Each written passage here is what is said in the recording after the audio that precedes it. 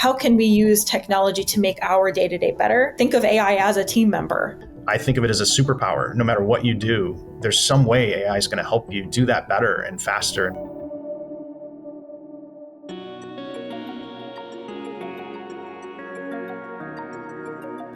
Well, first and foremost, you have to be using it. If you're so fearful that you're not touching the technology at all, I think we're really missing the boat on incorporating or identifying, really testing how it can and can't work for us. When I think about how I can use AI to help me moderate things, which is when is it appropriate and when isn't it? Just because agents are out there doesn't mean that they're the most valuable or useful for a specific type of circumstance.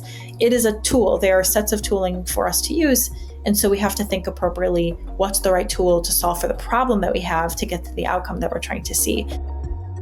Workers, people who see this coming quickly, how would you advise them to stay relevant? Some of this is about building trust in the technology. We have to trust that it's doing something that we want it to. And sometimes that's uncomfortable. So I think a lot of this is about the humans themselves absorbing this, building that muscle around how we use AI. Not looking at it as something that's taking my place, but something that's expanding the place that I could actually exist in.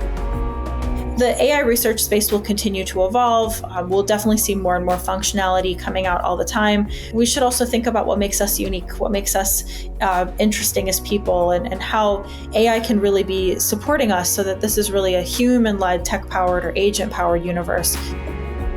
This year, we're seeing real investments in production, hitting the bottom line from a revenue perspective, from a margin perspective, from a market perspective. It's not about the efficiencies. That's how you learn, but it's about the reinvention and rewiring your business.